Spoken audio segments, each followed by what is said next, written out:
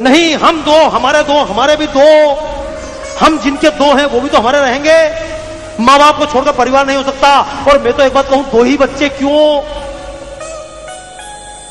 पर आजकल तो दो बच्चे भी नहीं, पहले विज्ञापन आता था 2 या 3 बच्चे घर में अच्छे, आता था ना। बाद में गवर्नमेंट के 2 बच्चे घर में अच्छे। आजकल विज्ञापन आता हम दो हमारा एक, कुछ दिन बाद बोलेंगे हम दो हमारा एक भी नहीं, क्योंकि लिव इन रिलेशनशिप चल रही है। और मैं तो कहूं एक ही बच्चा क्यों भैया, 4 पहिए की गाड़ी होती फिर भी एक स्टेपनी होती कि नहीं होती है? और प्रॉब्लम क्या है, तारे जमीन पर फिल्म क्यों बनी? तारे जमीन पर फिल्म बनने का कारण यह है, पहले घर में 4 बच्चे थे, एक ने गुंडागर्दी कर ली, एक पढ़ाई में चला गया, एक इंजीनियर बन गया, एक कलाकार बन गया, कोई दिक्कत थी क्या? लेकिन आजकल बच्चा तो घर में एक ही अच्छा, अब एक ही बच्चा, अब एक बच्चे के साथ सारे माँ बाप का एक ही तो बच्चा है। अब बेटा तू ही इंजीनियर बन, चित्रकार भी तू ही बन, पहलवान जब तू कराटे भी शाम को क्लास में चला जा, उसके बाद समाज सेवा, हाँ तू ही समाज सेवा भी कर ले।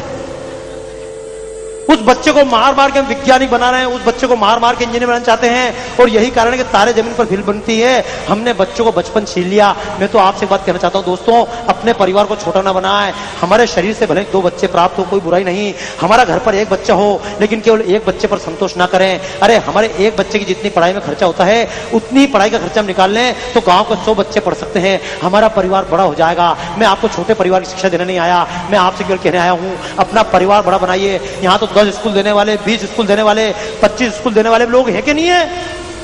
तो बोलो छोटा परिवार के बड़ा परिवार, जितने लोग मानते हाथ लगा बोलो यार कि हाँ बड़ा परिवार।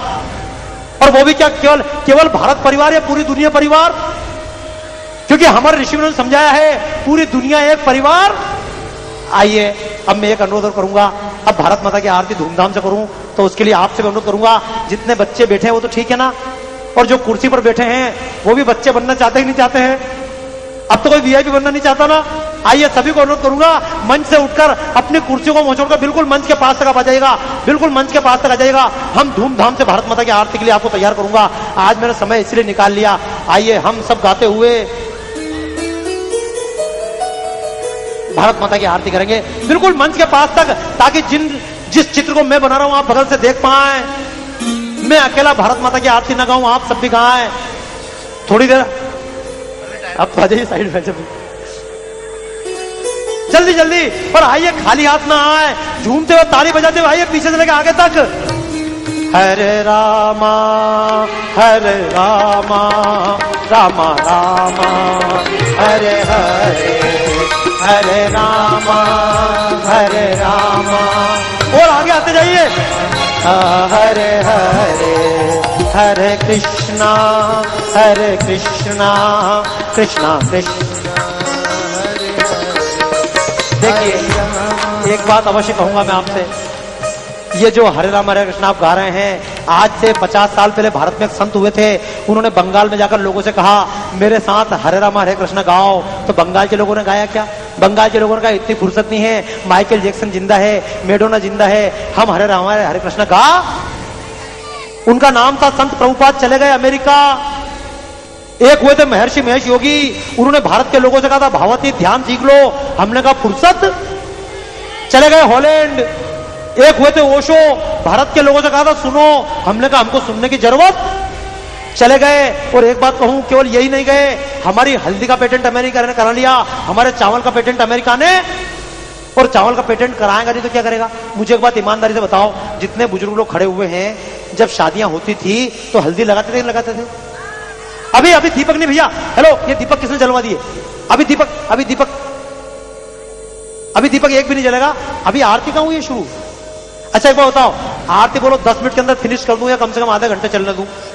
पीछे तैयार हो, थकोगे तो नहीं कोई आदमी। हाँ तो देखो मैं तो आपको बता रहा हूं, पहले जब आप जो बगल में आए ना, पीछे करूं क्या आपको? तो फिर अगर आप बगल में आओ तो आप ज्यादा गड़बड़ नहीं करो, ठीक है? आपको सुनना है केवल, ठीक है बेटा? देखो आपको इतना कोई आगे आने देता है क्या? और अगर हमको कोई आगे आने देता है, आगे बढ़ने का मौका मिलता है तो फिर बात करी। तो याद रखना दोस्तों, हमारा जीवन हमने खुद ने बिगाड़ा है। और मेरा तो कहना है हमको सबको चिट्ठी लिखना चाहिए। जब श्रद्धेय बाबा रामदेव जी यहाँ पे आए थे तो आपको सबको चिट्ठी लिख के भेजना चाहिए कि महाराज जी चिंता मत करो, आपने हमको रास्ता दिखा दिया है, हम सुबह उठेंगे, उठना चाहिए कि नहीं उठना चाहिए? बोलो हाँ तो हाँ बोलो यार। बोलो महाराज जी हम सुबह उठेंगे, हम योग करेंगे, हम प्राणायाम करेंगे, हम अपने शरीर को खुद ठीक कर लेंगे, आप देश के बेईमान नेताओं को ठीक करो। ताली बजाओ इस बात पे। होना चाहिए कि नहीं होना चाहिए? अरे यार एक बार बताओ, चूहे को मारने के लिए एटम बम चाहिए क्या? कुत्ते को मारने के लिए 303 चाहिए क्या? है अपनी बीमारी, अपना डिप्रेशन, अपने हाथ पैर का कोलेस्ट्रॉल, इसको ठीक करने के लिए इतने बड़े संत चाहिए क्या? अरे इसके लिए तो हम खुद ठीक हैं। और मेरा कहना, हम खुद अपने आप को ठीक कर ले तो एक काम जरूर कीजिएगा। अब थोड़ी सी गंभीर बात करूंगा, अगर हो सके माहौल बनाकर मुझे दीजिएगा। मैं आपसे कहूंगा दोस्तों, हम अच्छा खाते हैं, अच्छा पीते हैं, अच्छा पहनते हैं, लेकिन फिर भी हम बीमार पड़ते हैं। और हमारे बीमार पड़ने का कारण क्या है? तो बीमार पड़ने का कारण यह भी है, हम अच्छा खाते हैं, अच्छा पीते हैं, लेकिन कई बार खाने पीने से काम नहीं चलता है। हम सही टाइम पर सही नहीं खाएं तो बीमार। जैसे संक्रांति पर हम खाते तिल्ली के लड्डू, अगर वही तिल्ली के लड्डू गर्मी में खाएंगे तो क्या होगा? सर्दी में प्याज खाएं और गर्मी में लहसुन खाएं तो क्या होगा? तो गलत समय पर गलत चीज खाएंगे तो बीमार पड़ेंगे।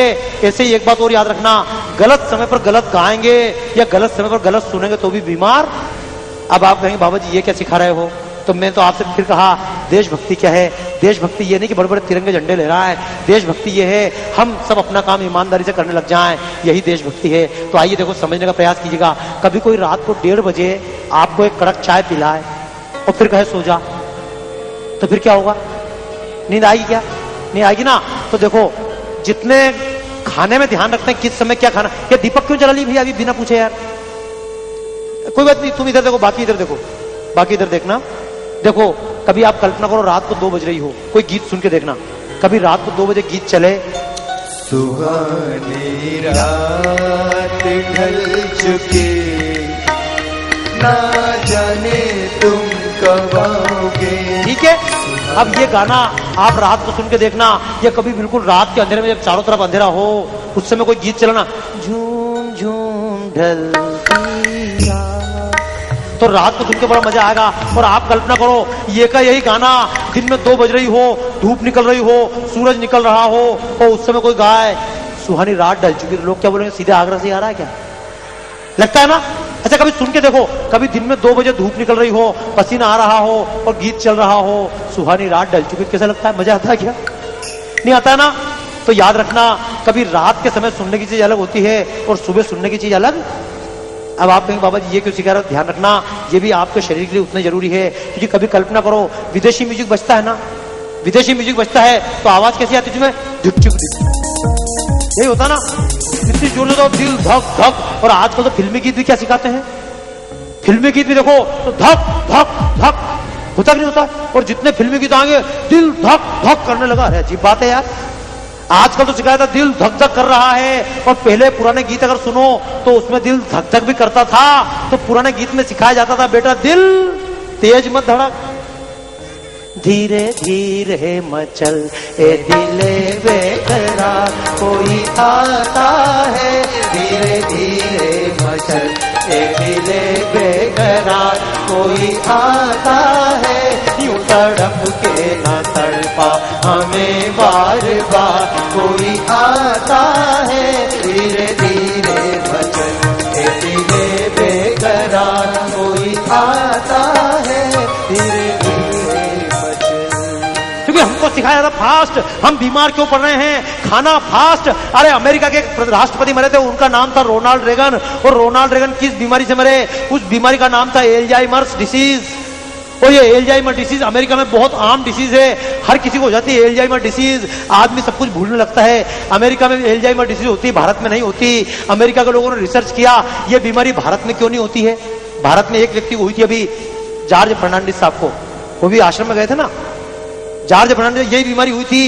ये बीमारी अमेरिका में बहुत आसान है, भारत में होती नहीं है। अमेरिका के लोगों ने रिसर्च किया, ये बीमारी भारत में क्यों नहीं होती है। तो अंत में उन्होंने रिसर्च का निष्कर्ष दिया, भारत वाले जब खाना खाते हैं उनके खाने में हल्दी होती है, और हल्दी के कारण हमको एल्जाइमर डिसीज नाम की बीमारी नहीं होती है। लेकिन जब हमसे कहा जाए हल्दी नहीं, आज तो पिज्जा, आज तो बर्गर, आज तो 2 मिनट मैगी, मैं दोस्तों एक बात कहना चाहता हूं, ये छोटे बच्चे कहेंगे बाबा जी हम क्या संकल्प लें, बड़े लोग संकल्प ले सकते हैं ईमानदार रहेंगे, पुलिस वाले संकल्प ले सकते हैं जनता को अपना अन्नदाता मानेंगे, जनता संकल्प ले सकती है हम नेता को ठीक मानेंगे, नेता संकल्प ले सकते हैं, ये छोटे बच्चे क्या संकल्प लेंगे। ये छोटे बच्चे एक संकल्प ले लीजिएगा, आप अगर संकल्प ले सकें, आप ईमानदारी से पढ़ना, यही आपकी देशभक्ति है और दूसरी देशभक्ति आपकी है। आप एक संकल्प लीजिएगा, हमारी मम्मी जो भी खाना बनाकर देगी हम उसमें नखरे। तैयार हो छोटे बच्चे? तैयार? कितने बच्चे तैयार है? बच्चे पूछ रहा हूं। अच्छा बड़े भी बता दो यार, बड़े भी कम नहीं है, क्योंकि देखो सबकी कोई ना कोई पसंद होती है ना। बहुत अच्छे, हाथ नीचे करो। कई बार बच्चे बोलते हैं मैं करेला नहीं खाऊंगा, अब मम्मी बेचारी क्या करे। घर पे एक आदमी बोलता मैं करेला नहीं खाऊंगा, मैं मेथी दाना नहीं खाऊंगा, एक घर पे बोलता मैं आलू नहीं खाऊंगा, एक बोलता लौकी नहीं खाऊंगा, एक बोलता करेला नहीं खाऊंगा। सबके लिए अलग अलग बनेगा क्या? हमको फास्ट फूड आजकल कंपनी सिखाती है ना, फास्ट फूड, और फिर म्यूजिक, धीमा म्यूजिक चाहिए क्या? धीरे धीरे धड़क वाला म्यूजिक चाहिए क्या? नहीं, फास्ट म्यूजिक, धक धक। और फिर स्पीड, तो धीरे चलने की स्पीड है क्या? नहीं, स्पीड भी फास्ट। अब इतनी फास्ट स्पीड की गाड़ी लाकर दे दोगे और बच्चा कहां टकरा कर रहा है पता नहीं, तो ये फास्ट दुनिया कहां ले जाएगी। और दुनिया ज्यादा फास्ट हो गई तो क्या होगा? 100 दिन का रास्ता 2 दिन में होता कि नहीं होता? तो 100 महीने की जिंदगी थी, 100 साल की जिंदगी थी, आजकल कितने में फिनिश हो जाती है? क्यों? क्योंकि बहुत फास्ट। गलत है क्या? और मेरा कहना है इतनी फास्ट चलने से क्या फायदा है क्या? कुछ जिंदगी में मस्ती हो, कुछ आराम हो। हमारा तो आराम खत्म हो गया। पहले शाम को खेलते थे, वो टाइम खत्म हो गया। आपस में मिलने जुलने का टाइम भी खत्म हो गया। अब कुछ ना संकल्प लें, एक संकल्प लीजिएगा, जैसे मैंने बताया, कम से कम हफ्ते भर में एक दिन तो पूरा परिवार मिलकर साथ में भोजन करेगा। कोई कठिन काम तो नहीं है। घर पे अगर भगवान की पूजा करेंगे तो वो भी अलग अलग नहीं करेंगे, एक साथ मिलकर पूजा भी। ये छोटे छोटे आप संकल्प लीजिएगा। देखो मैं आपको क्या बता रहा था, अगली बार जब सुनना हो तो आप कहेंगे बाबा जी आप तो चले जाओगे, हम फिर कैसे गीत सुने? तो जो मैं गीत सुना रहा हूं कंपनियां बताने नहीं आएगी। और एक बात याद रखना, अगर आपने बच्चों को हलो हाय करना नहीं सिखाया तो इनको कंपनियां सिखा देगी, सिखाएगी नहीं सिखाएगी। अगर अंग्रेजी बोलना आप मत सिखाओ स्कूल वाले, और वैलेंटाइन डे मनाना आप मत सिखाओ, इनको गवर्नमेंट टीवी सब सिखा देगी। गलत है क्या? लेकिन अगर राम राम करना, प्राणायाम करना आपने नहीं सिखाया तो कंपनी सिखाएगी क्या? और मैं ये नहीं कह रहा हूं कि ये मत करो, अरे दिल तो दिल है, कोई वैलेंटाइन डे था तो भी प्यार था, नहीं था तो भी प्यार था, नहीं था भाई साहब, था ना। और मैं तो एक बात कहने आया हूं, देखो जो करो दिल देने की चीज है, कोई दिक्कत की बात तो नहीं है। शादी के बाद दो या देने के बाद शादी करो, क्यों भाई साहब? तो मेरा तो एक बात आपसे कहना है, दिल दो, दिल किसी एक को दो, गलत तो नहीं ना? दिल देने की चीज है, दिल दो, किसी एक को दो और किसी नेक को दो। ये कोई सत्यनारायण का प्रसाद नहीं है, प्रत्येक को दो। ढंग से ताली बजाओ इस बात पे। और एक बात और कहूं आपसे, एक बात और भी कहूं, क्या अभी हमारे अजय भैया आपको बता रहे थे वैलेंटाइन डे होता है ना, आपको बताता हूं बंबई में, और अब तो अमरावती में भी होता होगा। बिल्कुल शहर से दूर जाके कोई लड़के लड़कियां कॉलेज के पीछे जाके बाउंड्री में आराम से धीरे धीरे बातें करते हैं। बोले अब तो मेरे को रात को नींद भी नहीं आती। बोले हाँ मेरे को भी नींद नहीं आती। फिर धीरे से बोले अगर रात को खाना भी मेरे को हजम नहीं आता। बोले मेरे को भी खाने में मजा नहीं आता। फिर धीरे से बात करते हैं, अच्छा कुछ ना कुछ कर ही लेना चाहिए, पर सबकी हिम्मत होती है करने की। ऐसे ही हुआ, एक लड़के लड़कियां बात कर रहे थे, अब तो ये कर लेंगे, तुम्हारे बिना जी नहीं सकता। बोले तुम्हारे बिना जी नहीं सकता। बोले मैं मर भी नहीं सकता, मैं भी नहीं मर सकता। अंत में ये हुआ कि कुछ कर भी नहीं पाए, और दो को दो ही 5 साल पहले बिछड़ गए। 5 साल बाद बिग बाजार में वही लड़का इधर से आया, वही लड़की इधर से आई। जब लड़की इधर से आई, उसकी गोद में 2 साल का बच्चा।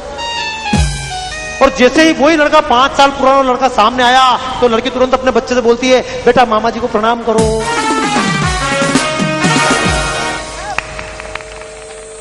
तो खत्म हो गया वैलेंटाइन का ड्रामा। कल तक सैया, आज मामा। तो मेरा देखो, मेरा ये नहीं कहना, मेरा तो आपसे एक बात कहना है कि जो भी करो परमानेंट। अच्छा देखो, गलत तो नहीं है, पहले दुकानों पर लिखा होता था, पहले दुकान पर लिखते थे सस्ता, सुंदर और टिकाऊ। पहले दुकान पर लिखते थे सस्ता, सुंदर, टिकाऊ, लेकिन आज उन्हीं दुकानों पर लिखा मिलता है फैशन के दौर में गारंटी की मांग ना करें। और मैं कहता हूं भैया कहां कहां गारंटी नहीं, कम से कम कुछ चीजों में तो गारंटी रखो। और देखो जीवन को अगर मस्ती में बनाना है तो सही टाइम पे सही खाओ और सही टाइम पे सही गाओ। क्योंकि एक बात तो अभी आप गा रहे थे, सबकी इच्छा थी गाने की, सबने गाया क्या? नहीं गाया। और पहले गाने के लिए घर पे व्यवस्था थी, पहले नाचने के लिए व्यवस्था, पहले घर पे महिलाएं अगर नहीं गाती थी तो कम से कम जब किसी की शादी होती थी तो माताएं बहनें बैठ के गाती थी, नहीं गाती थी? माताएं बहनें बैठ के बन्ना बन्नी गाती थी, कम से कम उनके गले का विकास होता था, कला का भी विकास और गला का भी। सारी माता बहनें अगर गाना याद होता था तो भी और नहीं याद होता था तो भी, छज्जे ऊपर पतंग उड़ाए हरियाला बन्ना लगे, है ना। और डांस होता था और नाचते भी, और किसी की कमर दर्द में मुंह की जरूरत भी नहीं पड़ती थी ना। हम मोटे हो जाएंगे, हम झुक नहीं पाएंगे, इधर नहीं कर पाएंगे, तो फिर तो मैं तो आपसे बात कहता हूं दोस्तों, अपने गाने को भी जिंदा रखें, अपनी कला को भी। और माता बहनें भी गाती थी और भाई लोग भी गाते थे, नहीं गाते थे। जिसको नाचना याद हो तो भी और नहीं नाचना याद हो तो भी बारात में चल